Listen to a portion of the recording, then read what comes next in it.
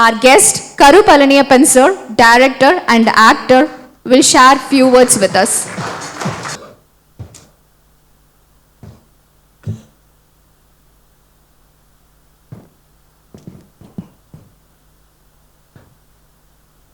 சுரேஷ் துரைசாமி அவர்களால் எழுதப்பட்ட இந்த சிம்பிள் ட்ரேடருங்கிற புத்தக வெளியீட்டு விழா ஒரு ஞாயிறு மதியம் 3:30 மணிக்கு நடைபெறும் அப்படின்னு எனக்கு அறிவித்தோன்னா எனக்கு முதல்ல ஒரு ஆச்சரியம் தங்குனுச்சு. ஞாயிற்றுக்கிழமையே முதல்ல யாரும் வரமாட்டாங்க வெளியே. அந்த ஞாயிற்றுக்கிழமை மத்தியானம் 3 மணிக்கு வெளியிடுற புத்தகம் சிம்பிள் ட்ரேடர். இது யார் ஒரு புத்தக வெளியீட்டு விழானா ஒரு 10 பேர் 20 பேர் சொந்தக்காரங்க வர வச்சுக்கிட்டு நடத்துகிறது நிகழ்ச்சி. இதுக்கு நம்மளை சென்னையிலேருந்து வேறு கிளப்புறாங்க அப்படின்னு நான் நினச்சி யோசனை இருந்துச்சு. ஆனால் நான் மதுரையில் பிறந்தவன். அதை விட எனக்கு ஒரு வலுவான யோசனையும் நம்பிக்கை என்ன அப்படின்னா, மத்தியானம் 3 மணியோ ராத்திரி 3 மணியோ கோயம்புத்தூர்காரன் ஆதாரம் இல்லாமல் ஆதாயம் இல்லாமல் எதையும் செய்ய மாட்டான். அதனால் எல்லாம் முடிவு பண்ணி தான் இருக்கும். அதனால எத்தனை மணிக்கு கூப்பிட்டா என்ன போயிட வேண்டியதான்னு நினச்சி நான் வந்தேன்.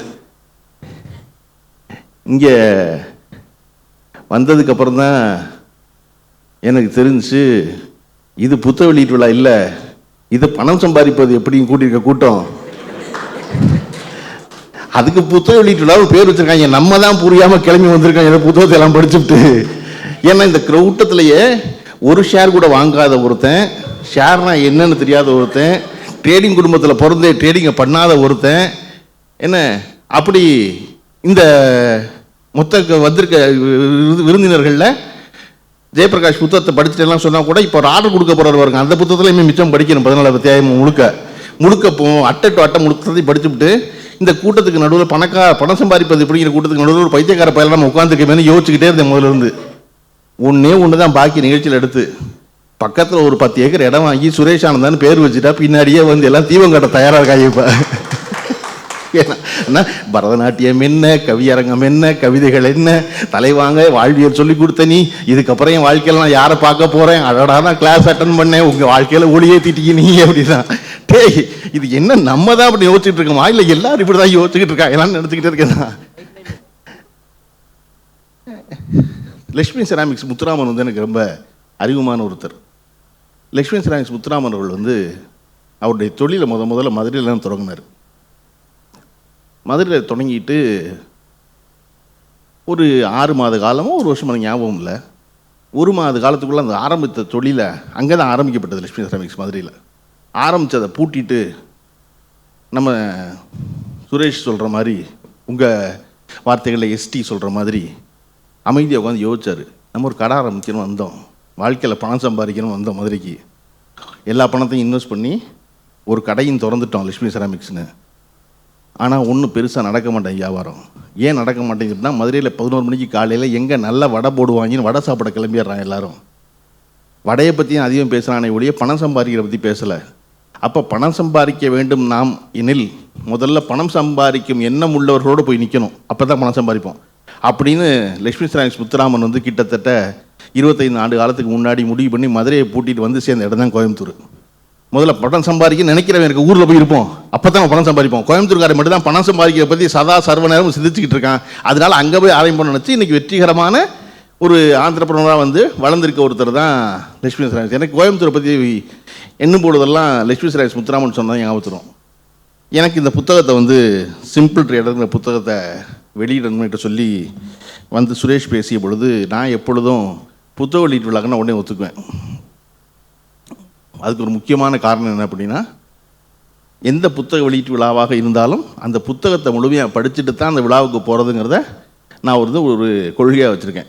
அது எந்த புத்தகமாக இருந்தாலும் படிச்சிருவேன். அப்படிங்கும்போது நமக்கு வேறு புத்தகங்கள் படிக்கிற வாய்ப்பு கிடைக்கும். ஒரு 2 மாதம் முன்னாடி மதுரையில் வந்து பாண்டியர் கால ஓவியங்கள்னு ஒரு புத்தகம் வெளியிட்டோம். அதுக்கு வந்து பேசணும்னு கூப்பிட்டாங்கன்னா எனக்கு ஓவியம் சுத்தமாக தெரியாது, பாண்டியர் காலம் அதை விட தெரியாது. பாண்டியர் காலத்து ஓவியங்கிறது இன்னும் குழப்பம். ஆனால் அந்த புத்தக வெளியீட்டு விழாவுக்கு போனதன் மூலமாக எனக்கு வந்து ஃப்ரெண்ட்ஸ் ஆஃப் ஹெரிட்டேஜ் சைட்னு ஒரு குரூப், ஒரு குழுவினர் சேர்ந்து தமிழ்நாட்டின் தொன்மையான இடங்களை பற்றி போய் தெரியாதவர்களுக்கு சொல்வதாக ஒரு குரூப் செயல்பட்டுக்கிட்டு இருக்கு. அந்த குரூப் தான் வந்து அந்த புத்தகத்தை வெளியிடுது. அந்த புத்தகத்தை படித்ததுனாலேயும் அந்த புத்தகத்தை வெளியிட சென்றதுனாலேயும் அதை போன்ற அறிவார்ந்த நபர்களோடு தொடர்பு ஏற்பட்டு எனக்கு மதுரையை பற்றி அத்தனை புதிய செய்தி அந்த புத்தகம் தான் திறப்பாக இருந்துச்சு, பாண்டியர் கால ஓவியங்கள். அப்போ அதை போல் சிம்பிள் ட்ரேடர்னு அந்த புத்தகத்தை கொண்டு வந்து கொடுக்கும்போது நம்ம ஒன்றுமே பண்ணது இல்லையே, இதை பற்றியெல்லாம் ஒன்றுமே நமக்கு தெரியாது. என்னன்னா நான் உடனே ஒப்புக்கொண்ட காரணம், இந்த ட்ரேடிங்கை பற்றி நம்ம தெரிஞ்சுக்கிட்டுலாம்ல, நம்ம படிச்சிடலாம்ல, அதுக்கு ஒரு வாய்ப்பாக இதை வச்சுக்கோமே அப்படின்னு நினச்சி தான் உடனடியாக நிகழ்ச்சிக்கு நான் ஒத்துக்கிட்டேன். இந்த புத்தகம் வந்து எஸ்டியுடைய நண்பர் அவர்கள் சொன்ன போதில் திரும்ப திரும்ப சொன்னார், it's not a spoiler alert, not a spoiler அலர்ட்னார். ஒரு புத்தக வெளியீட்டு விழா வந்து ஸ்பாயிலர் அலர்ட்டாக தான் இருக்க வேண்டியதில்லை, it should be a spoiler. இல்லை, பொதுவாக சொல்கிறேன். ஏன்னா சினிமாவுக்கு கதைக்கு தான் ஸ்பாயிலர் அலர்ட் வேணும். ஏன்னா சினிமா என்பது ஒரு தடவை பார்க்குறது, ஒரு தடவை சொல்லிவிட்டோம்னா சுவாரஸ்யம் போயிடும். ஆனால் ஒரு புத்தகம் என்பது திரும்ப திரும்ப எடுத்து படிக்க தூண்டுவது, அதுதான் சிறந்த புத்தகமாக இருக்க முடியும். அதனால் அதுக்கு ஸ்பாயிலர் இருந்தால் நல்லது. எனக்கு தெரியாத ஒன்றை என்னை விடவும் கற்று தேர்ந்த ஒருத்தன் இன்னமும் நேர்த்தியாகவும் அழகாகவும் சொல்லிவிடக்கூடும். அப்படிங்கும்போது அதை சொல்லணும் எல்லாத்தையும். 14 அத்தியாயம் எழுதியிருக்காரு சுரேஷ். அது முதல் அத்தியாயம் வந்து நில் கவனி, அடுத்து நில் கவனி செல் இல்லை, எப்படி உங்களுக்கு எல்லாம் முதல்ல வீடியோவில் பேசிட்டாரோ எனக்கு பின்னாடி புத்தகத்தில் போட்டு நில் கவனி உட்கார்னு ஆரம்பிச்சிச்சு. நில் கவனி உட்கார அப்படிங்கிறத ஆச்சரியப்படுச்சு அந்த புத்தகத்தில். அடுத்து நில் கவனி உட்காருக்கு அடுத்த அத்தியாயம் வந்து double fried sandwich. Double fried சாண்ட்விச்சுக்கு அடுத்த அத்தியாயம் வந்து பேய் கதைகள். பேய் கதைகளுக்கு அடுத்த அத்தியாயம் வந்து வலியே வழி. வலியே வழிக்கு அடுத்த அத்தியாயம் வாழ்கனி எம்மான். வாழ்கனி எம்மானுக்கு அடுத்து 1000 கணாக்களும் 1,00,000 வினாக்களும். அதுக்கு அடுத்தது அடுத்த அத்தியாயம் logical trading system, LTS.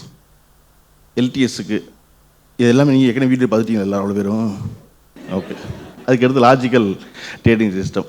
Logical trading சிஸ்டத்துக்கு அப்புறம் பூவா தலையா. பூவா தலையாவுக்கு அடுத்து நெடுந்தொலைவு பயணம். நெடுந்தொலைவு பயணத்துக்கு அடுத்த தலைப்பு வந்து மாறா உண்மைகள். மாறா உண்மைகளுக்கு அடுத்த சாப்டர் வந்து திருத்தப்பிழை. திருத்தப்பிழைக்கு அடுத்தது வந்து ஓடிடிஆர், அதுக்கு அடுத்தது எஸ்டிஎக்ஸ், கடைசியில் நதியின் பயணம்னு 14 அத்தியாயத்தை புத்தகம் முடியுது. அப்போ இந்த 14 அத்தியாயம் நீங்கள் கேட்ட அத்தியாயம். ஆனால் நீங்கள் அவ்வளோ பேரும் அவசியம் புத்தகத்தை வாங்கிடுங்க.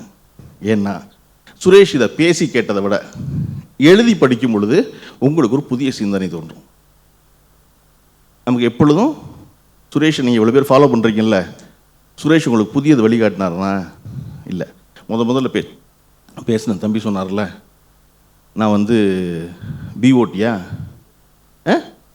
பிஓஎஃப் வந்து அட நமக்கு தோணுனது ஒன்றே சுரேஷுக்கு தோணியிருக்கே அப்படின்னு நினச்சா வந்தவர் அவர். அட சுரேஷுக்கு தோணுது நமக்கு தோணலையே அப்படின்னு வரல.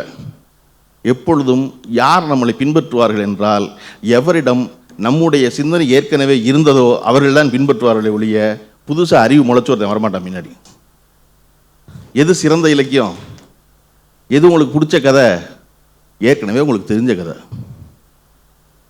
உங்களுக்கு கேட்ட கதை, இது ஏற்கனவே என் வாழ்க்கையில் நடந்திருக்கே, நான் இதை சொல்லலையே இவன் சொல்லிட்டானே நினச்சிங்கன்னா உங்களுக்கு அந்த புத்தகம் ரொம்ப பிடிக்கும். உங்களுக்கு தெரியாத ஒன்று சொன்னால் பிடிக்குமா? சுரேஷ் மாதிரி சிலருக்கு பிடிக்கக்கூடும். அது வெகுஜனத்தில் வரமாட்டாங்களாம். ஏன்னா ஒரு எமிராட்டி எனக்கு பாஸாக இருந்தார். அந்த பாஸ் வந்து எனக்கு முதல்ல ஒரு திறப்பு செஞ்சார். எனக்கு அதுவரை அந்த யோசனை வரவே இல்லை.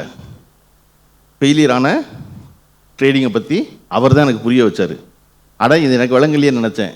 இதை அறிந்து கொள்வதற்காகத்தான் நான் இத்தனை 1000 மைல் கடந்து சத்தியமங்கலத்துலேருந்து கிளம்பி துபாய்க்கு வேலைக்கு வந்தனோ அப்படின்னு நினைக்கக்கூடும். அவர் அப்படி நினச்சி அவர் வாழ்க்கை மாற்றிருக்காத சொல்லக்கூடும். ஆனால் அந்த தம்பி சொன்னது மாதிரி ஏற்கனவே எனக்கு தெரியுமே, அதை ஒருத்தர் சொல்கிறாரே அப்படிங்கும்போது தான் நம்ம தொடர்ச்சியாக ஒருத்தரை ஃபாலோ பண்ண ஆரம்பிக்கிறோம். இந்த புத்தகம் உங்களை பணக்காரர் ஆக்குமா? ஆக்கும் இல்லையா? ஏன் சுரேஷ் ஆக்க போகிறார் உங்களை? இல்லை, ஏற்கனவே ஆகுறதுன்னு முடிவு பண்ண 300 பேர் தான் சுரேஷை ஃபாலோ பண்ணிக்கிட்டு இருக்கீங்க. அதனால நீ கண்டிப்பாக பணக்காரர் ஆவீங்க. ஏன்னா என்ன உங்கள்கிட்ட இருக்கு. இல்லைன்னா வருவீங்களா மத்தியானம் 3-4 மணிக்கு? அது எல்லாருக்கும் அந்த எண்ணம் இருக்குது.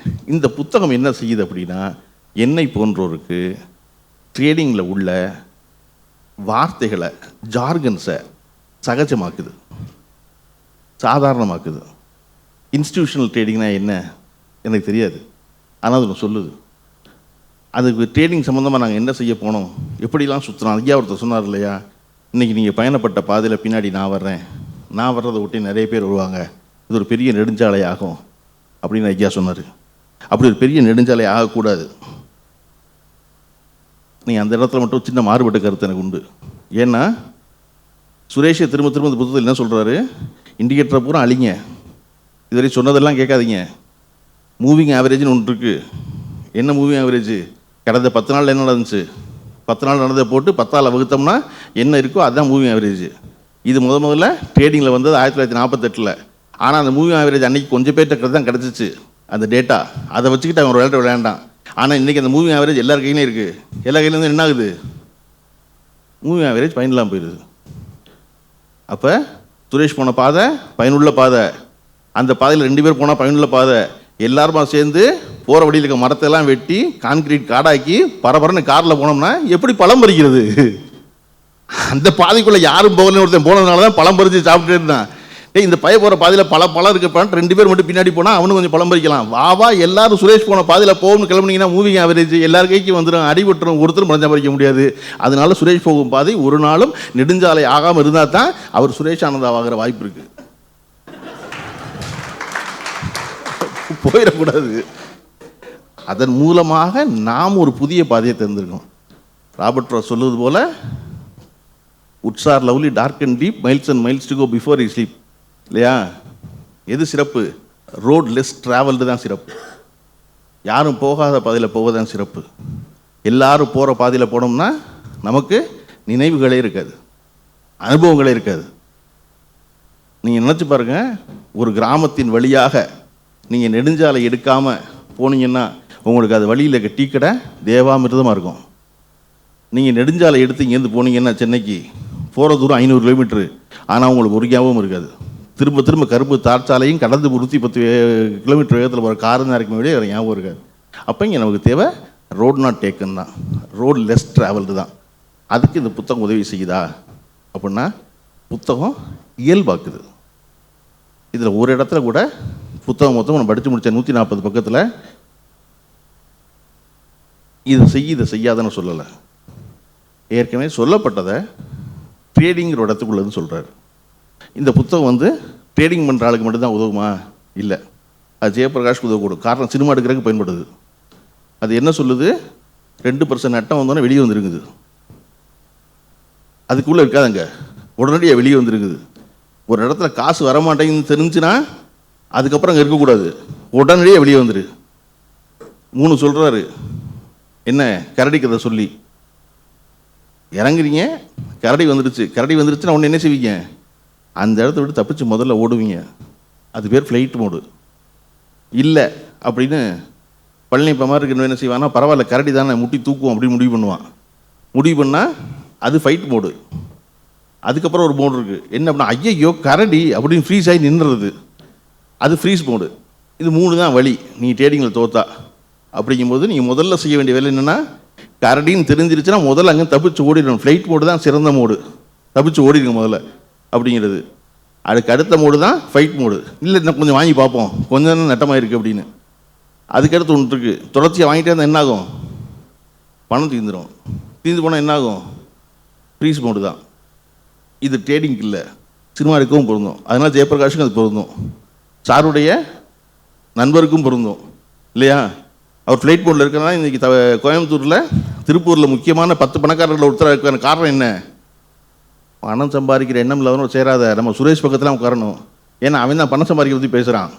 சுரேஷ்க்கு என்ன அப்படின்னா, சார் பக்கத்தில் உட்காரணும். அவர் தான் முக்கியமான பணக்காரனாக இருக்கார் திருப்பூரில். போனால் போதும், இந்த பக்கம் பள்ளி பணம் உட்கார வச்சுக்கோம், விரும்ப இருந்துட்டு போகிறான், இந்த பக்கம் ஒரு ஆளை வச்சுக்கோம் அப்படின்னு. அது ரொம்ப முக்கியம். இல்லையா? வள்ளுவர் திரும்ப திரும்ப சொல்கிறாரு, முயற்சி திருவினையாக்கும், முயற்சியின்மை இன்மை புகுத்திவிடும். ரொம்ப பேர் முயற்சி செயலாக்கும், ஒரு செயலை செய்கிறதுன்னு சொல்லுவாங்க. அது முயற்சி வினைன்னு இல்லை, முயற்சி திருவினையாக்குமா. திருனா என்ன? பணம். அதனால தான் திருமகள். இல்லையா? திருமகள்லாம் யாரு? லட்சுமி, பணம் வச்சிருக்கவ. திருனா செல்வம். முயற்சி திருவினை, முயற்சி பணத்தினை ஆக்கும். முயற்சியின்மை, நீ முயற்சி செய்யாமல் இருந்தா இன்மை புகுத்திட்டு வறுமை வந்து சேர்ந்துடும். ஏன்னா மேலே பணம் இருந்தால் தான் கீழே இன்மைக்கு வறுமை இருக்க முடியும். திருக்குறளில் மேலே பணம் செல்வம் இருக்குது, அதனால கீழே வறுமை இருக்குது. முயற்சி திருவினையாக்கும், முயற்சியின்மை இன்மை புகுத்தி விடும். சுரேஷ் வந்து சிம்பிள் ட்ரேடில் சொன்னதை 2000 வருஷம் முன்னாடி, இப்போதைய கணக்குப்படி 2000 வருஷம், கேள்வி தோண்டி முடித்தா 4000 வருஷம் ஆகக்கூடும். வள்ளுவர் சொல்கிறாரு, இருக்கட்டும் மறுபடியும் தேவைப்படும். ஆகாறு அளவிட்டதாயினும் கேடில்லை, போகாறு அகலா கடைன்னு அவர் சொல்கிற. 1 லட்ச ரூபா பணம் போடுறீங்க, 5000 ரூபா லாபம் வருது, 5000 ரூபா லாபத்தை வச்சு ஆடிக்கிட்டு இருக்கீங்க, அடுத்து 2000 ரூபா நஷ்டம் வருது. இப்போ நம்மகிட்ட வந்த லாபத்தில் 3000 ரூபா இருக்குது. லட்ச ரூபாய் கூட ஆட ஆரம்பிச்சேன் ஆட்டத்தை, 1,50,000 ரூபா சம்பாரித்தோம், 2000 ரூபா மறுபடியும் நட்டோம், இப்போ மிச்சம் 3000 ரூபா இருக்குது. ஜெயிச்ச பணத்தில் ஆட வேண்டியதானே அப்படின்னு நினைக்காதீங்க. சம்பாரித்த பணத்தில் 2000 ரூபா போச்சு, 2% போச்சு, உடனே மூடிடுங்க. செய்யக்கூடாது, வேலையை நிறுத்திடணும். எப்படி? ஆகாறு அளவிட்டதாயினும் கேடில்லை. 3000 ரூபா தான் வந்திருக்கு, பரவாயில்ல. இந்த 3000 ரூபா வந்த பணம் தானே வச்சு ஆட ஆரம்பிச்சிங்கன்னா, ஆகாறு அளவிட்டதாயினும் கேடில்லை, போகாறு அகலா கடை. ஆடினா மிச்சம் 1 லட்ச ரூபா போயிடும். அதனால அதை செய்யாத. அப்போ வள்ளுவன் காலம் தொடங்கி எஸ்டி காலம் வரை ஒரே கருத்து தான், வேறு வேறு வார்த்தைகளில் சொல்லிக்கிட்டே இருக்காங்க. வள்ளுவர் போல பணம் சம்பாதிப்பதை பற்றி எதை தொட்டாலும் பேசினவர். நீங்கள் காமத்துப்பாலில் ஒருத்தர் பணம் சம்பாதிக்கிறத பேசுவான், அதில் பேசுவார். அதாவது அதுக்கு முன்னாடி காமத்துப்பாலில் முன்னாடி இன்னொரு குறள் ஒன்று இருக்குது, பருவத்தோடு ஒட்ட ஒழுகல் திருவினை தீராமை ஆர்க்கும் கயிறுன்னு ஒரு குறள் உண்டு. எது பருவம்? நம்ம முதல்ல இவர் இருந்தார் பாருங்க, முத்துராமன், கோயம்புத்தூருக்கு. அந்த மாதிரி பருவத்தோடு ஒட்ட ஒழுகல், காலம் எதுவோ அந்த காலத்தை ஒட்டி வேலை செய்யணும், காலத்தை ஒட்டி வியாபாரம் பண்ணணும், காலத்தை ஒட்டி ட்ரேட் பண்ணணும். பருவத்தோடு ஒட்ட ஒழுகல் பண்ணால் என்ன செய்யும்?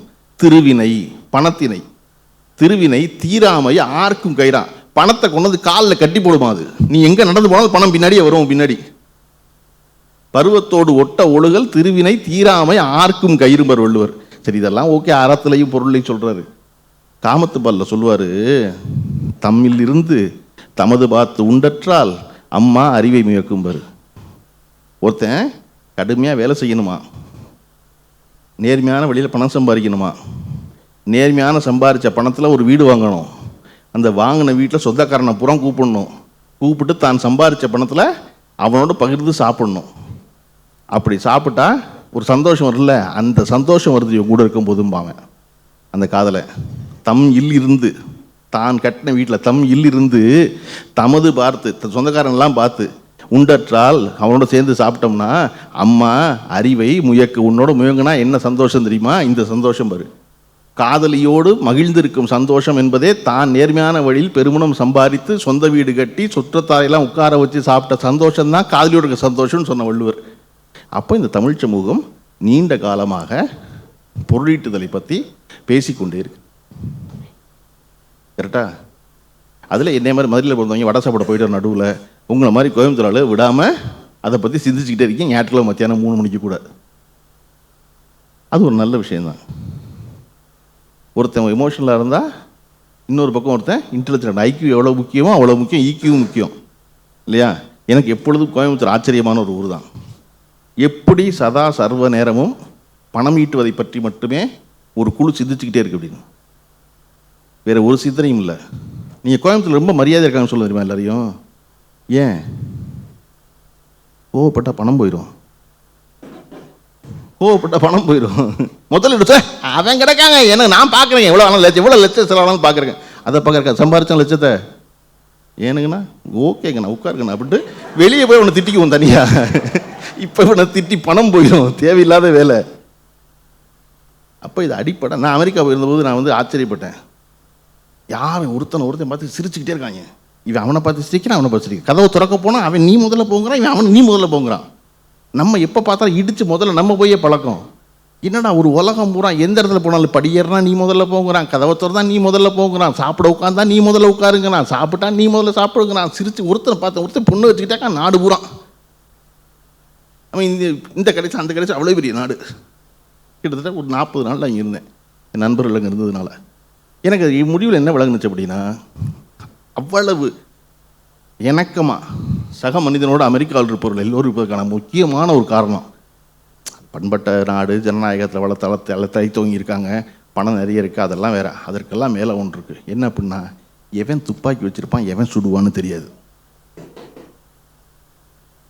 எதுக்கு அண்ணே நீங்கள் முதல்ல போங்கண்ணே அப்படின்னு கதவை பிடிச்சி விட்டுட்டு முடிஞ்சு போச்சு.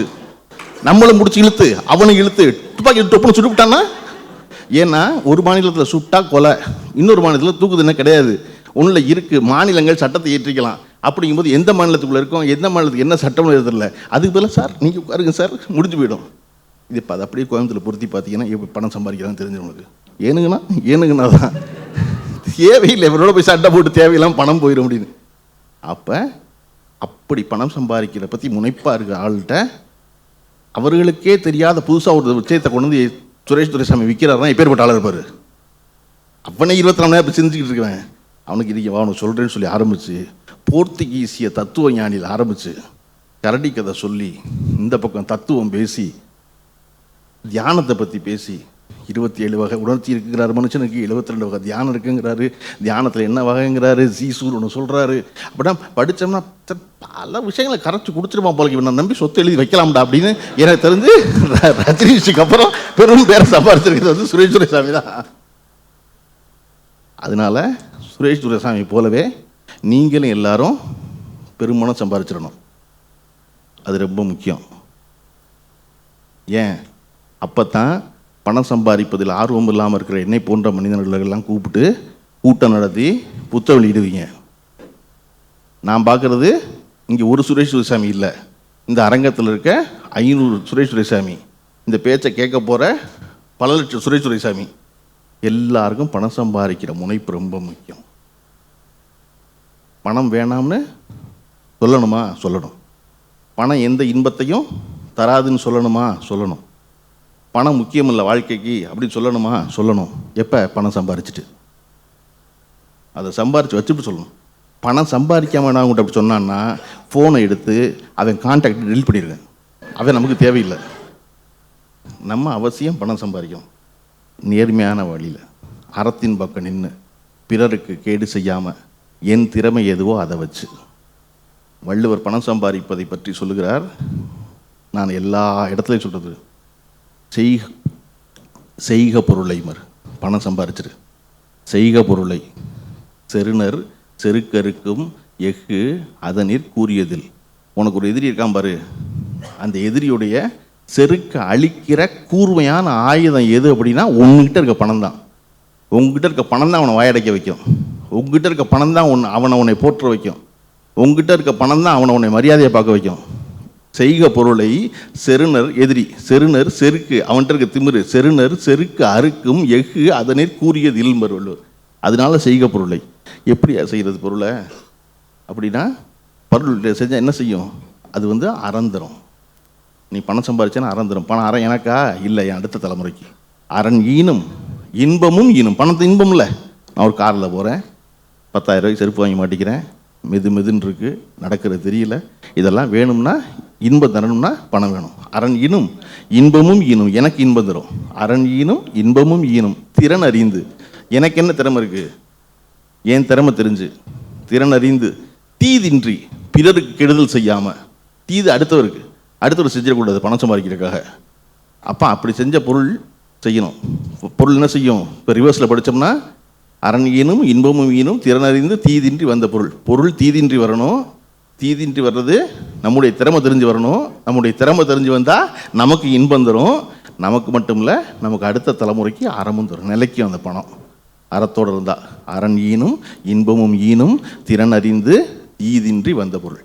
அப்படி எல்லாரும் பொருள் சேருங்க, எல்லாரும் பெருமணம் சம்பாதிங்க, எல்லாரும் பிறருக்கு கொடுத்து மகிழுங்க. அந்த வாய்ப்பு இந்த அரங்கத்தில் இருக்கும். நான் உட்பட எல்லோருக்கும் வாய்க்கட்டும். நன்றி, வணக்கம்.